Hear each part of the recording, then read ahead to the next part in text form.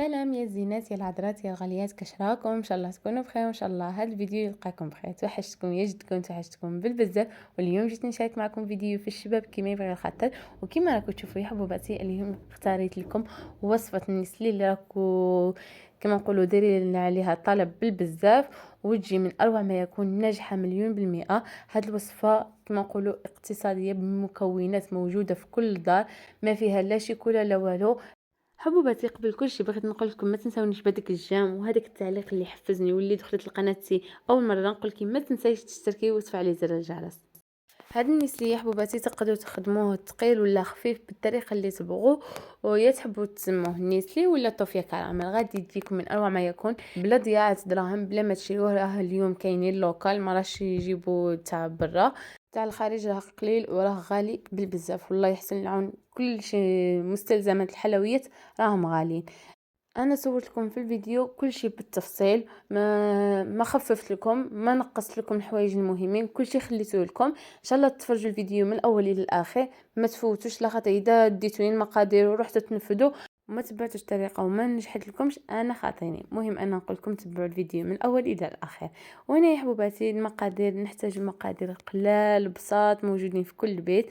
نحتاج كاس حليب دافي يكون، ونحتاج كاس سكر، ونحتاج مغرف ممسوح مايزينا ومغرف زبده. دوكا نروحو نحضروه مع بعض.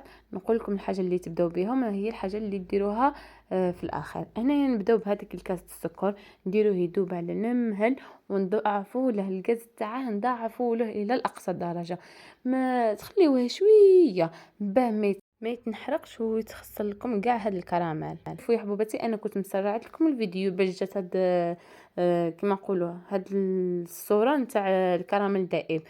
انا خليته شحال مي كما راكم تشوفوا، شوفوا اللون تاعه ذهبي، ماشي هذيك المارو كما نقولوا فونسي. ولا لازم باش السكر تاعنا ما يتنحرقناش انا نبقى نحرك كما راكم تشوفوا. سورتو اذا عندكم معلقه خشب استعملوها خير من تستعملوا صوالح تاع الحديد. انا كما راكم تشوفوا ندوبوا هذاك السكر تاعنا على المهل حتى يذوب لنا، ما يبقى هكا، يبقاو غير شويه حبيبات. انا التكتلات كاع راحوا بقاو الحبيبات كما نقولوا. نقعد نمشي في هذاك السكر تاعي غايه الغايه بهذا الشكل. لو كان تجهدوا له يا حبوباتي غادي هذاك السكر يطحى اللون تاعو بني قاتم، وغادي يطحى فيه ريحه تاع الكراميل هذيك المحروق، وما غاديش يعطينا بنه شابه في الكراميل تاعنا في هذاك النسلي. هنا كما راكم تشوفوا درت مغرف زبده ونخليها تذوب تمانية مع على المهل، ونبقاو نحركوها مع هذاك السكر تاعنا اللي دايب كما راكم تشوفوا، ونبقاو نخلطوها باش ندخلوا هذيك الزبده في هذاك السكر. ماغري هكا نخلطو مي هذيك الزبده ما غاديش تدخل كامل مع هذاك السكر. نبقاو نحركو حتى تجانس لنا غايه الغايه. وهنا يا حبوباتي كما قلت لكم الغاز لازم يكون مضاعف، ونستعملوا كاس الحليب يكون دافي. انا استعملت حليب تاع كونديا. كي تكبيه فوق هذاك الخليط غادي هذاك الخليط نتاعك غادي يتكتل، وتحس بالخليط باللي خسلك. لا لا حبيبتي ما خسلك ما والو، تقعدي تحركي بهذيك المعلقه تاع الخشب تاعك حتى يذوبوا لك هذوك الترسبات كاع هذيك تاع الكراميل يذوبوا، ما تقولي خسر ما والو. هنايا بغيت نعطيكم واحد النقطه، اللي يستعملوا الحليب نتاع الساشي تاع هذيك ديدير ديميل ولا 9000 ولا مانيش عارفه شحال راه يدير. مهم هذوك اللي يستعملوا حليب الشكاره غادي هذيك الحليب ديالكم كانه تحسبوه تقطع، ما هو يكلي يتفتت مي هذيك الحليب تاعكم ما خسر لكم، ما الكراميل خسر لا والو يا حبوباتي. خليو كملوا المراحل كامل، وفي الاخر جيبوا الميكسر وطحنوه غايه الغايه، غادي يولي عادي هذيك التكتلات كاع يروحوا. انا كما تشوفوا جبت زوج مغارف الحليب، ضفت لهم مغرف ممسوح تاع مايزينا وذوبته غايه الغايه في هذاك الحليب، وبعدها غادي نديروه فوق الخليط. شوفوا هنا كاع هذيك التكتلات ذابوا. ضفت هذا الخليط تاع مايزينا بالحليب، ضفته وبديت نخلط بهذا الشكل كيما راكم تشوفوا. نقعدوا نحركوا يا حبوباتي حتى الخليط نتاعنا يبدا يتقال. انتما ما تغفلوش عليه باه ما تكتلكمش هذيك مايزينا.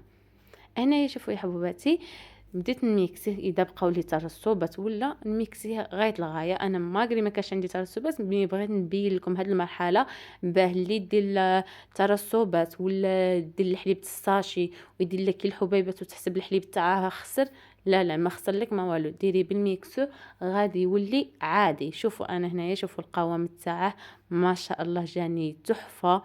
شوفوا يا حبوباتي هنا كان عاد سخون، شوفوا القوام تاعه كيفاه كان. كي يبرد غادي يقبط روحو كيما نقولوا شويه يتقال. اللي تبغيه تقل من هكا نقولكي ضيفي مايزينا اكثر مني. انا درت مغرفه كبيره ممسوحه، نتيا ديري زوج مغرفات ولا مغرف ونص، شوفي على القوام اللي تبغيه. مي هكا هذا هو كيما نقولوا جا روعه. دوك تشوفوا اللي انا تقلته شويه، دوك تشوفوا كيفاه جا. درت له مغرف ونص وجا شويه عاود ثقيل. وبغيت نشارك معكم هاد الاضافه، اللي تبغي ديرها ديرها واللي ما تبغيش ديرها عادي.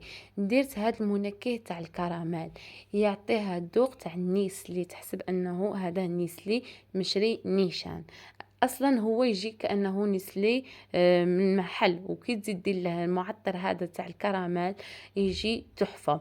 وهنا يا حبوباتي باش يبرد لي غطيته بساشي هكا وخليته يبرد، وعلى غدا درته في العلب.